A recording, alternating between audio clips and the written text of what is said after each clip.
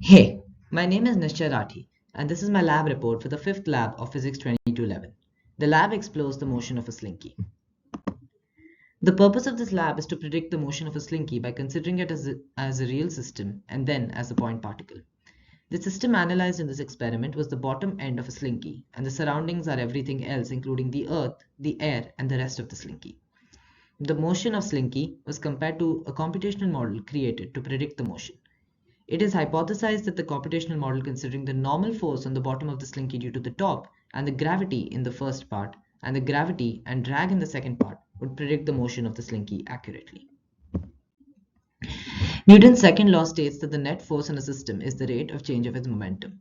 This experiment deals with constant and non-constant net forces.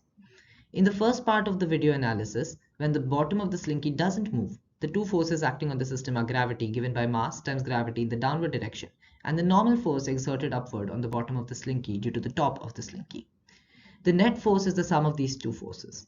And because in this part the two forces are equal in magnitude but opposite in direction, there is no net force in the bottom of the slinky, and hence the bottom of the slinky is stationary. When the entire slinky has compressed to the bottom of the slinky behaves as a point particle. The forces acting on it are then gravity and drag, which is given by the drag constant times the speed squared in the direction opposite to the velocity. The net force is hence non-constant in the second part and depends on the velocity of the object.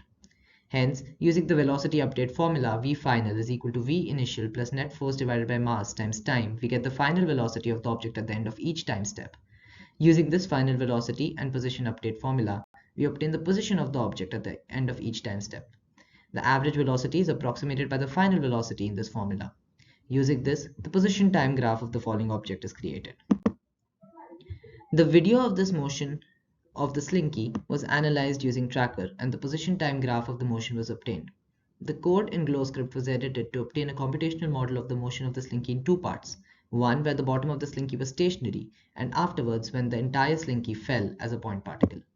The computational model was compared with the data collected through tracker to assess the accuracy of the model.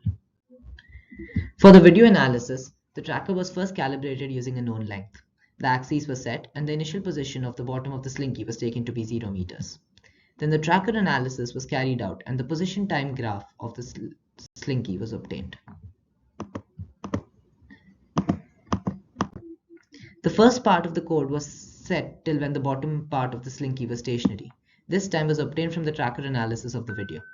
During this part, the net force on the bottom of the slinky was 0, as the force due to gravity was balanced by the upward normal force exerted on the bottom of the slinky by the top of the slinky. The initial position was set to be 0, 0, 0 meters, and the initial velocity of the bottom of the slinky was set to be 0 meters per second. The second part of the code was from when the bottom of the slinky starts falling to when it falls to the ground. During this period, the net force on the slinky, which is now behaving as a point particle, is the sum of the downward gravitational force and the upward drag force which resists motion. The velocity and position of the bottom of the slinky were updated using the velocity and position update formulae respectively. The observed graph on the left and the predicted graph on the right show us the following. 1. The predicted graph is a very accurate representation of the actual observed motion on the left. This implies that the computational model used to understand the motion of the slinky was accurate. The second part of the graphs also are similar in slope, and hence this implies that the turbulent model of drag used is accurate. 2. The observed graph on the left in the first part is very wavy as compared to the first part of the predicted graph on the right. This can be attributed to the random error associated with tracking the bottom of the slinky on tracker. 3. Determining when the bottom of the slinky actually started falling can also add to the error in this experiment.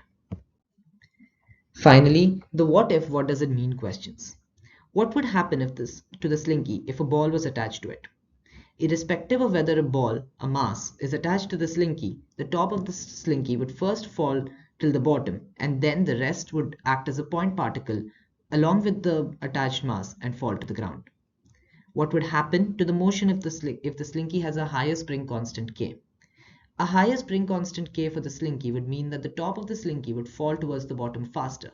Hence the line at the first part of the graphs would be shorter, but the second part would remain unaffected. Thank you.